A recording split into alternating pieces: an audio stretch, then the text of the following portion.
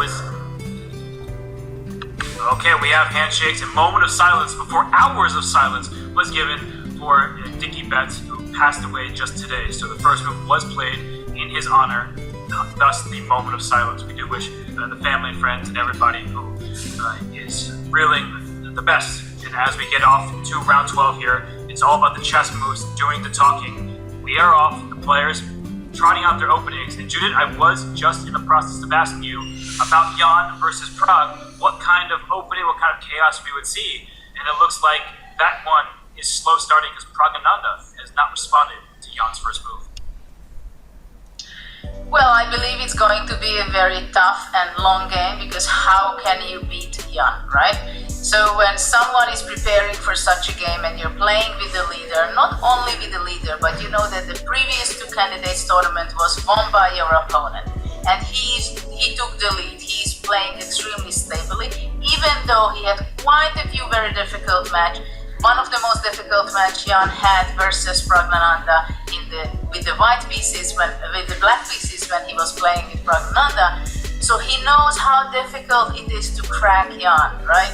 He knows it, and at the same time he knows that he has to win this game in order to try to get to the first place. He has to win this game. But how is he going to win the game when we see exchange variation in the front? In the center, all these pawns can capture one another with Fabi on the move. And if Fabi does win this game, and some of the other players can't win theirs, suddenly he's right back in it, because let's not forget, everyone should circle round 14, not just because it's the final day, the final round of the classical chess beginners, because Fabi plays Jan Nepomniachtchi. So if he is within a full point of Jan Nepomniachtchi, if he remains in that distance, he can beat Jan in the final round and catch up to him. Of course, there are other players who will maybe have a say in who is in first place. But as we dive in here, Judith, I'll start with you. All these captures possible in the center. Which one do you think Fabi's going to go for? That's a good question. First of all, if the pawn takes from e4 to d5, then the first thing white should be taking account that e4 will be played. The intermediate move, and only after that to capture. If the knight moves away, then c takes d5, and black seems to have a very nice position. So this is something he cannot do. He has to be very active, either to sacrifice that knight after e4. I don't know if that is an option, to take d takes c6 maybe, and after he takes f3, taking on d8, but it seems like there is not going to be much, only 2 pawns for a piece, and white pieces are not even so well developed. The only good pieces would be the bishop. So let's go back. So e takes d5 seems to be not a very good choice. The other option is to capture on e5 with the pawn or with the knight.